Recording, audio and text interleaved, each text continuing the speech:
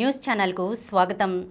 ఈనాటి ముఖ్యాంశాలు: రాష్ట్రంలో క్షిపణుల తయారీ, విరుచుకుపడిన కొండ చర్యలు, డార్జిలింగ్లో 20 మంది, నేపాల్లో 52 మంది దుర్మరణం, పెను సవాల్గా విటమిన్ డి లోపం, తండ్రిని బంధించి తల్లి గొంతు కోశాడు, డబ్బులివ్వలేదని కుమారుడి ఘాతుకం, ఆయుర్దాయంలో మనం వెనుకే, నాణ్యత లేని మందులతో ప్రజలకు ప్రాణ సంకటం, నిద్రతో గుండె పదిలం. ఈరోజు వార్తలను చూద్దాం. రాష్ట్రంలో క్షిపణుల తయారీ.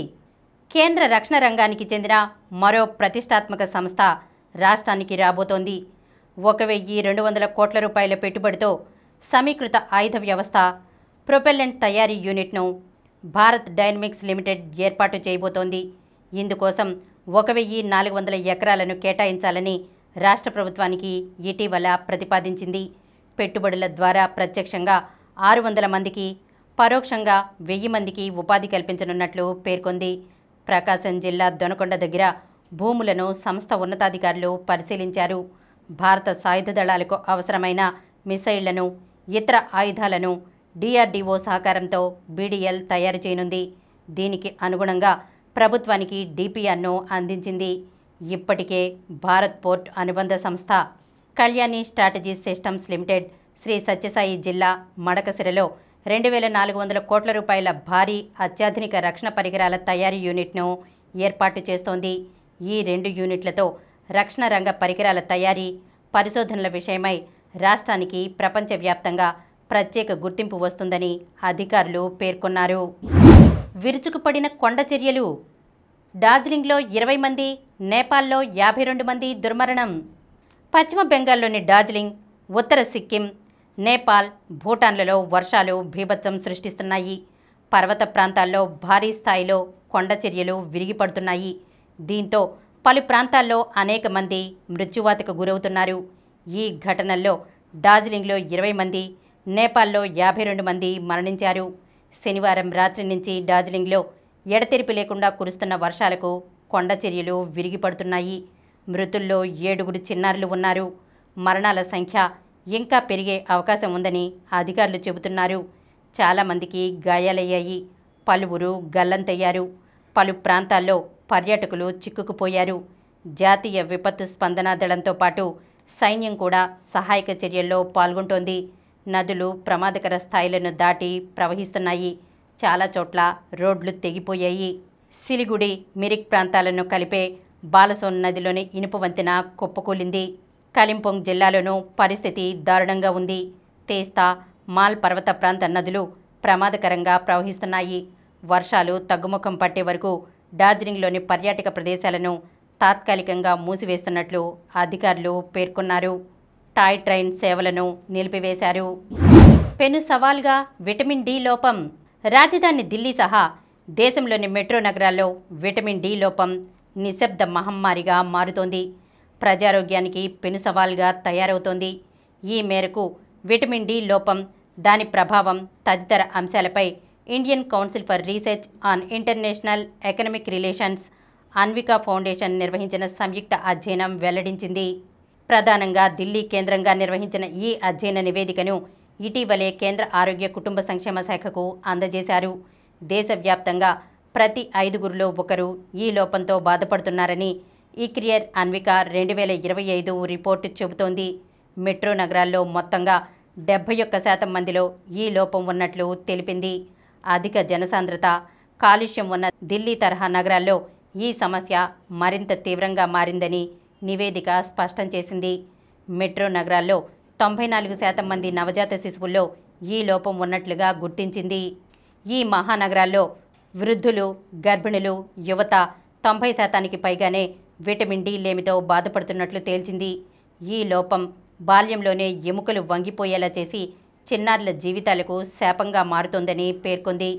భారత్లో చేపట్టాల్సిన తక్షణ కార్యాచరణను ఈ అధ్యయన నివేదిక వెల్లడించింది. తండ్రిని బంధించి తల్లి గొంతు కోశాడు, డబ్బులివ్వలేదని కుమారుడి ఘాతుకం.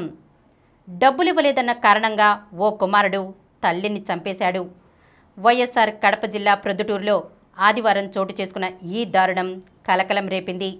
పట్టణంలోని శ్రీరామ్ నగర్కు చెందిన దివ్యాంగురాలు ఉప్పలూరు లక్ష్మీదేవి విజయభాస్కర్ రెడ్డి దంపతులు ఈశ్వర్రెడ్డి నగర్ గ్రామం జడ్పీ ఉన్నత పాఠశాలలో లక్ష్మీదేవి ఉపాధ్యాయురాలు. విజయభాస్కర్ రెడ్డి గతంలో ప్రైవేట్ ఉద్యోగం చేసి ప్రస్తుతం ఖాళీగా ఉన్నారు. వీరి ఏకైక కుమారుడు యశ్వంత్ కుమార్ రెడ్డి 3 ఏళ్ల కిందట చెన్నైలో బీటెక్ పూర్తి చేశాడు. హైదరాబాద్లో ఉంటూ ఉద్యోగం కోసం అన్వేషిస్తున్నాడు. సినిమాల్లో అవకాశాల కోసము ప్రయత్నిస్తున్నట్లు సమాచారం. గది అద్దె, ఇతర ఖర్చులకు ప్రతి నెల తల్లి డబ్బు పంపేవారు. గత నెల పంపకపోవడంతో తల్లికి ఫోన్ చేసి 3,000 రూపాయలు కావాలని అడిగాడు.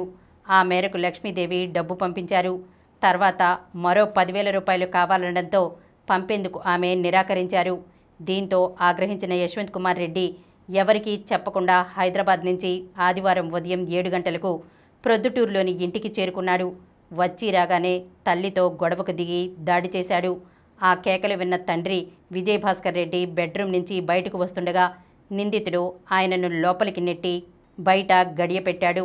కాసేపటికి కత్తితో తల్లి గొంతు కోశాడు. రక్తపు మడుగులో ఉన్న మృతదేహాన్ని ఈడ్చికెళ్లి బయట వరండాలో పడేశాడు. తర్వాత తలుపేసుకుని ఇంట్లో టీవీ పెట్టుకుని పాటలు చూస్తూ కూర్చున్నాడు. లక్ష్మీదేవి అరుపులు కేకలకు స్థానికులు ఆ ఇంటి వద్దకు వచ్చారు. జరిగిన ఘోరం తెలుసుకుని పోలీసులకు సమాచారం అందించారు. పోలీసులు వచ్చి నిందితుడిని అదుపులోకి తీసుకున్నారు. గది నుంచి విజయభాస్కర్ రెడ్డిని బయటకు తీసుకువచ్చారు. కేసు నమోదు చేసి దర్యాప్తు ప్రారంభించినట్లు 3వ పట్టణ ఠాణా సిఐ వేణుగోపాల్ తెలిపారు. ఆయుర్దాయంలో మనం వెనుకే. ప్రపంచవ్యాప్తంగా దీర్ఘాయుషుతో జీవించే ప్రజలు ఎవరంటే జపనీయులే అని చెబుతాం. జపాన్లో మనిషి సగటు ఆయుర్దాయం 85 ఏళ్ళు. అయితే వారితో పోలిస్తే భారతీయుల ఆయుర్దాయం 13 ఏళ్లు తక్కువగా ఉందని తాజా డేటాలో వెల్లడైంది. జపనీయులు అంత ఎక్కువ కాలం జీవించడానికి, భారతీయుల జీవితకాలం 75 ఏళ్లకు తగ్గిపోవడానికి రోజువారీ అలవాట్లు, తినే ఆహారమే కారణమని వైద్య నిపుణులు చెబుతున్నారు. ఆహారం, పని, నిద్ర వంటి వాటిలో చిన్న చిన్న మార్పులు చేసుకుంటే ఎవరైనా మరింత ఎక్కువ కాలం హాయిగా జీవించవచ్చంటున్నారు. జపాన్లో ఒక చోట నుంచి మరొక చోటికి వెళ్లాలంటే ఎక్కువగా నడిచే వెళ్తారు. సైకిల్ తొక్కడం వారి దినచర్యలో భాగం. వాళ్ళు రోజు 7,000 నుంచి 10,000 అడుగుల దూరం నడుస్తారు. కానీ భారత్లో ఎక్కడికైనా వెళ్లాలంటే కారు, క్యాబ్ లేదంటే బైక్ వినియోగిస్తారు. పట్టణాల్లో ఉండే వాళ్ళైతే రోజుకు కనీసం 3,000 అడుగులు కూడా వేయడం లేదు. జపాన్ వాళ్ళు బ్రేక్ఫాస్ట్లో మిసో సూప్, రైస్, గ్రిల్డ్ ఫిష్తో పాటు ప్రోటీన్లు అధికంగా ఉండేలా చూసుకుంటారు. భారత్లో అల్పాహారం అంటే నెయ్యి, వెన్నతో కూడిన పరోటాలు, కార్బోహైడ్రేట్లు అధికంగా ఉండే వంటకాలు ఉంటాయి. వీటి వల్ల ఊబకాయం, మధుమేహం వంటి సమస్యలు ఎక్కువవుతాయి. నాణ్యత లేని మందులతో ప్రజలకు ప్రాణ సంకటం. అదో చిన్న ఫార్మా కంపెనీ ఎన్నో మందులు తయారు చేసి అమ్ముతోంది. పెద్ద కంపెనీలతో పోటీ పడలేక అడ్డదారులు తొక్కుతోంది.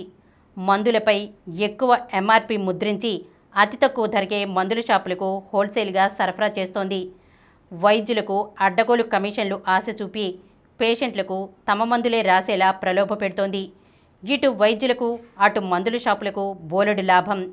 ఇంతదాకా బాగానే ఉంది.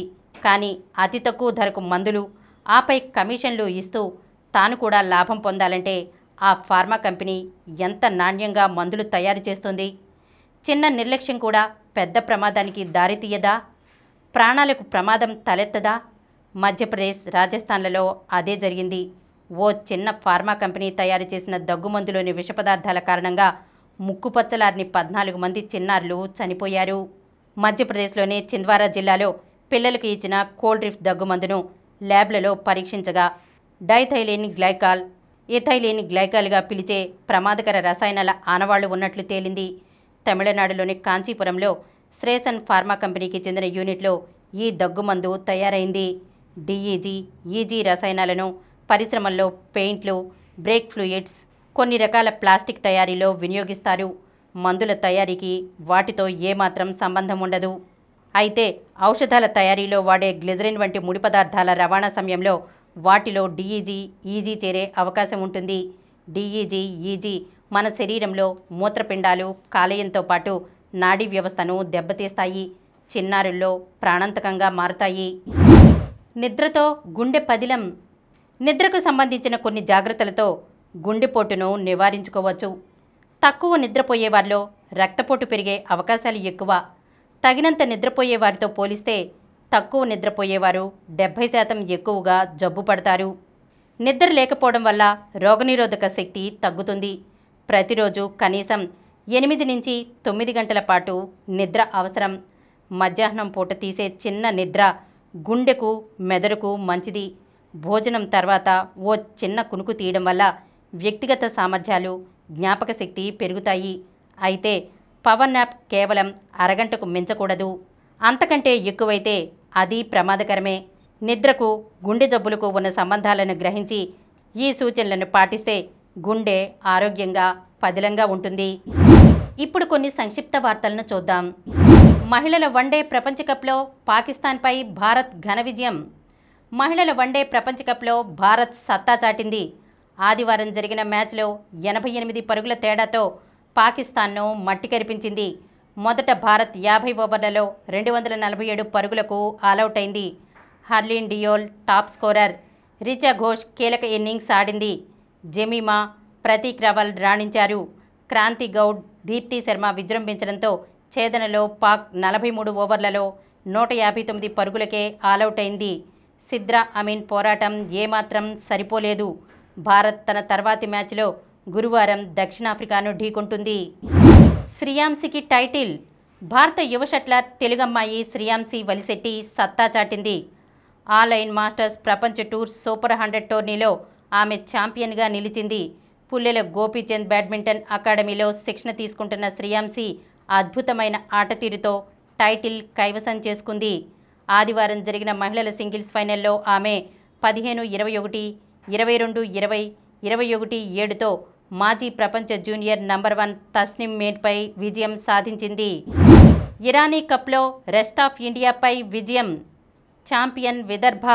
రంజీ ట్రోఫీ ఛాంపియన్ విదర్భ అదరగొట్టింది. ఇరానీ కప్లో మూడోసారి విజేతగా నిలిచింది. ఆదివారం ముగిసిన మ్యాచ్లో విదర్భ 93 పరుగుల ఆధిక్యంతో రెస్ట్ ఆఫ్ ఇండియాపై విజయం సాధించింది. ప్రభ్ సిమ్రన్ మెరుపు శతకం.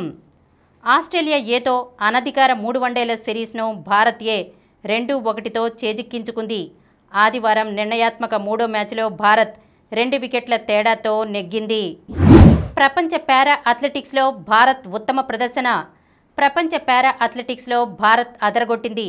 ఇప్పటికే ఈ టోర్నీ చరిత్రలో తన అత్యుత్తమ ప్రదర్శన చేసిన మన దేశం చివరి రోజు మరో 3 రజతాలు, 1 కాంస్యంతో పోటీలను ఘనంగా ముగించింది.